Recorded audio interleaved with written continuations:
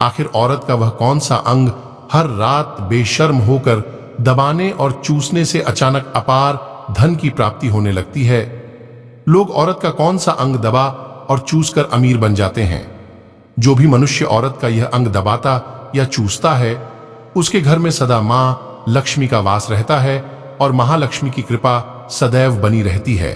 तो दोस्तों, आज की इस वीडियो में हम आपको एक सच्ची कहानी के माध्यम से बताएंगे कि औरत का वह कौन सा अंग है जिसे हर पुरुष को दबाना और चूसना चाहिए। अधूरी जानकारी विष के समान होती है, इसलिए वीडियो को बीच में ना छोड़े। दोस्तों, एक बार की बात है, एक गांव में रामदास नाम का एक व्यक्ति रहता था। वह अपनी पत्नी से बहुत ज्यादा परेशान था क्योंकि उसकी पत्नी बात बात पर हमेशा उसे ताना मारा करती थी। तुम्हारे पास है ही क्या? घर में खाने तक को कुछ नहीं है।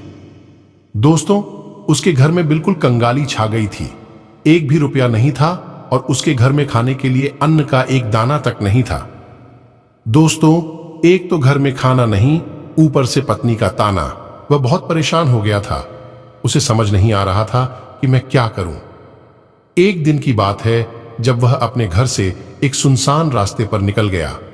वह बहुत ही सुनसान रास्ते पर चल ही रहा था कि उसे एक साधु तपस्या करते हुए दिखाई दिए। वह उनके पास जाकर बैठ गया। जब साधु ने अपना तप खत्म किया तो रामदास उनके सामने जोर जोर से रोने लगा। साधु ने रामदास से कहा, पुत्र, तुम्हें क्या दिक्कत है? तुम क्यों रो रहे हो? आखिर तुम्हें क्या परेशानी है? तब रामदास ने साधु महाराज से कहा, हे महाराज, मेरी एक पत्नी है जो कि मुझे रोजाना ताना मारती है। मैं गरीब हूं तो मैं क्या करूं? कितना भी कुछ कर लूं, लेकिन धन कमा ही नहीं पाता हूं। मेरा एक छोटा सा धंधा था, वह भी पत्नी के क्लेश की वजह से चौपट हो गया। वह दिन रात मुझसे झगड़ा करती है। अब तो मैं दाने दाने के लिए परेशान हो गया हूं। हमारे घर में खाने के लिए कुछ भी नहीं है, इसके अलावा पहनने के लिए वस्त्र भी नहीं है। लेकिन मैं अपनी पत्नी को समझता हूं कि वह मुझे ताने ना मारे, मुझसे झगड़ा ना करे, लेकिन वह बिल्कुल भी नहीं मानती। साधु जी, इसी वजह से मैं बहुत ज्यादा परेशान हूं। इसी वजह से मैं घर छोड़कर यहां आया हूं। तब साधु जी कहते हैं, रो मत बेटा, मैं तुम्हें एक काम बताने जा रहा हूं जो तुम्हारी किस्मत चमका देगा। तुम्हें अपनी औरत का सिर्फ यह अंग बेशर्म होकर दबाना और चूस लेना है। अचानक तुम्हारे घर में धन की प्राप्ति होने लग जाएगी। तुम देखते ही देखते अमीर बन जाओगे। साधु जी कहते हैं, जो भी पुरुष औरतों का यह अंग दबाता या चूसता है, उसके घर में कभी भी धन की कमी नहीं रहती है और ना ही उसके घर में लड़ाई होती है। वह जो भी व्यापार करता है उसमें हमेशा तरक्की होती है। साधु जी ने कहा, अब मैं तुमको औरत के उन अंगों के बारे में बताने जा रहा हूं। इसे ध्यान से सुनना और अपने जीवन में इस पर गौर करना। तब रामदास साधु जी महाराज की बातें बहुत गौर से सुनता है और कहता है कि जितना जल्दी हो सके मुझे यह बता दो। दोस्तों, तभी साधु जी महाराज उस आदमी को एक कहानी सुनाते हैं और बताते हैं कि एक नगर में एक किसान रहता था। उसके बहुत सारे खेत थे जिस पर वह दिन रात मेहनत करता था। उसके घर में किसान और उसकी पत्नी रहा करते थे। उस किसान और उसकी पत्नी में आपस में बहुत ज्यादा प्रेम था। उसके घर में किसी भी प्रकार की लड़ाई, झगड़ा या क्लैश नहीं होता था। इसी वजह से उसके घर में सदैव महालक्ष्मी का वास रहता था और उसके खेतों में इतनी ज्यादा पैदावार होती थी कि वह दिन प्रतिदिन और अमीर होता जा रहा था। उस किसान और उसकी पत्नी में इतना प्रेम था कि आसपास के लोग उन्हें देखकर जल जाया करते थे। धीरे धीरे उसके पूरे गांव के लोग जान गए कि किसान और उसकी पत्नी में बहुत ज्यादा प्रेम है। धीरे धीरे यह बात उस नगर के राजा तक पहुंच गई। दोस्तों, किसान और उसकी पत्नी की बात जब राजा के पास पहुंचती है तो राजा भी उसके प्रेम की काफी ज्यादा तारीफ करते हैं। वह सभी से बताते हैं कि हमारे नगर में एक किसान और उसकी पत्नी रहते हैं जिनमें कभी भी लड़ाई झगड़े नहीं होते हैं।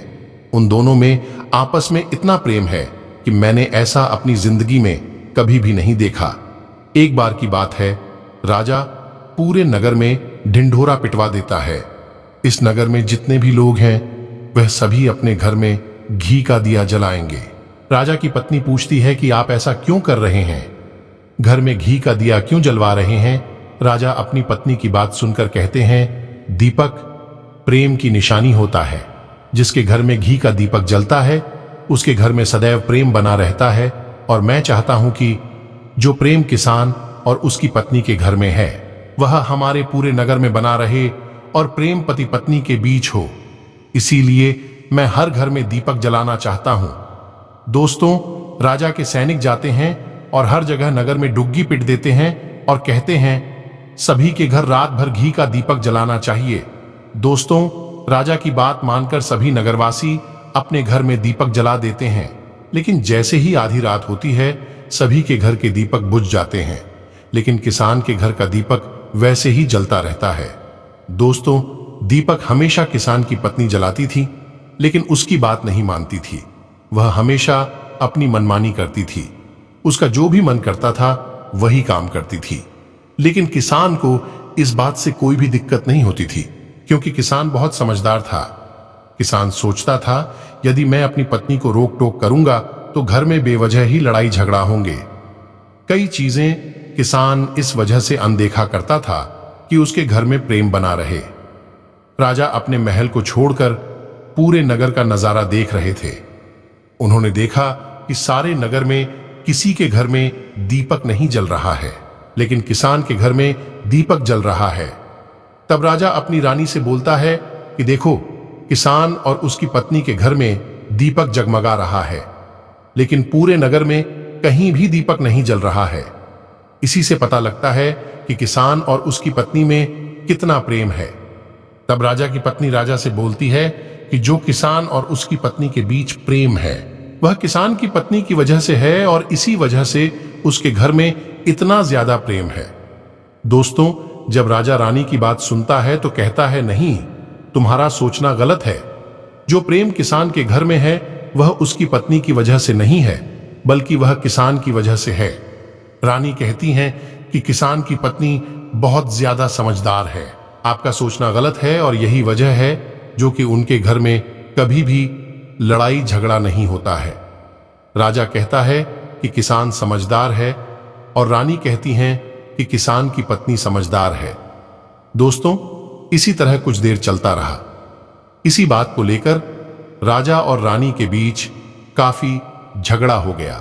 इसके बाद रानी ने राजा की दाढ़ी उखाड़ ली और राजा ने रानी को उठाकर पटक दिया। इसके बाद राजा कहता है, हम लोगों को झगड़ा करने की जरूरत नहीं है। क्यों ना हम किसान और उसकी पत्नी की परीक्षा ले लें। सारा दूध का दूध और पानी का पानी हो जाएगा। लड़ाई करने के बाद इस बात पर राजा और रानी दोनों सहमत हो गए और दोनों की परीक्षा लेने के लिए तैयार हो जाते हैं। तब राजा अपने महल में जाता है और एक सैनिक को बुलाता है और वह सैनिक से बोलता है कि तुम किसान के पास जाओ और जो जो प्रश्न मैं तुमसे बोल रहा हूं वह तुम किसान को बोल देना। वह सैनिक बोलता है, ठीक है महाराज। वह सैनिक राजा की बात सुनकर किसान के पास जाता है। उस समय किसान की पत्नी खेतों में गई थी, लेकिन किसान की कुछ तबीयत ठीक नहीं थी। इस वजह से वह खेतों पर नहीं गया था। इस समय वह सैनिक किसान के घर पहुंच जाता है और किसान से कहता है, मैं राजदरबार से आया हूं, राजा साहब ने मुझे भेजा है। दोस्तों, किसान कहता है, बताइए मैं आपकी क्या सेवा कर सकता हूं। आप बैठ जाइए, मैं आपके लिए पानी लेकर आता हूं। तभी वह सैनिक बोलता है कि नहीं, तुम कुछ भी मत लाओ, मैं राजा का सैनिक हूं, बस आपके पास राजा का समाचार लेकर आया हूं। तब किसान कहता है, ठीक है, आप मुझे बताओ, राजा साहब ने मेरे लिए क्या समाचार भेजा है। सैनिक कहता है, किसान, राजा ने यह बोला है कि यदि तुम अपनी पत्नी को छोड़ देते हो तो राजा जी आपको बहुत सारे हीरे जवाहरात और साथ में तुम्हारे जमीन से 2 गुना ज्यादा जमीन राजा जी आपको गिफ्ट में देंगे। इसके अलावा राजमहल का आधा हिस्सा भी आपको दिया जाएगा। लेकिन जो किसान ने जवाब दिया वह सुनने लायक है। किसान ने कहा, राजा जी अपना पूरा राजमहल मुझे क्यों ना दे दें, लेकिन मैं अपनी पत्नी को नहीं छोड़ूंगा। जाओ और अपने राजा से कह दो। किसान ने ऐसा कहा है। सैनिक जाता है और राजा को सारी बातें बताता है। इस समय रानी वहां पर सैनिक की बात सुन रही थी। सुनने के बाद रानी ने कहा, आपने किसान की तो परीक्षा ले ली, लेकिन किसान की पत्नी की परीक्षा नहीं ली है। इस तरह से हम कैसे पता कर सकते हैं कि कौन समझदार है। इसके बाद रानी ने कहा कि अब मैं भी किसान की पत्नी की परीक्षा लेना चाहती हूं। जब दोनों की परीक्षा हो जाएगी तभी पता चलेगा कि कौन समझदार है। फिर रानी ने भी एक सैनिक बुलाया और कहा कि मेरी बात किसान की पत्नी को बोलना और याद रखना। यह बात तभी बताना जब किसान वहां पर ना हो। सैनिक ने पूछा कि रानी क्या बात बतानी है, वह तो बताओ। तो रानी ने सैनिक को सारी बात बता दी। सैनिक किसान के घर जाता है और उसके घर में आवाज लगाता है तो उसके घर से किसान की पत्नी निकलकर आती है और कहती है, बताओ क्या हुआ, क्यों ढिंढोरा पिट रहे हो। तो सैनिक ने कहा कि मैं राजमहल से आया हूं, मुझे रानी ने भेजा है। किसान की पत्नी ने कहा, बताओ किस लिए आए हो। तब सैनिक ने कहा, रानी ने बोला है, यदि तुम अपने पति किसान को मार देती हो तो आपको बहुत सारे हीरे जवाहरात रानी आपको देंगी और साथ में राजमहल का आधा हिस्सा भी आपको मिलेगा। इसके अलावा जितनी भी आपकी जमीन है वह तो आपकी रहेगी, लेकिन उसकी 2 गुना जमीन भी रानी आपको देगी। ये बात सुनकर किसान की पत्नी तैयार हो जाती है। कहती है, ठीक है, यदि मुझे रानी साहिबा देंगी तो मुझे मंजूर है, मैं अपने पति को मार दूंगी। तब सैनिक पूछता है कि रानी को कैसे पता चलेगा कि आपने अपने पति को मार दिया है।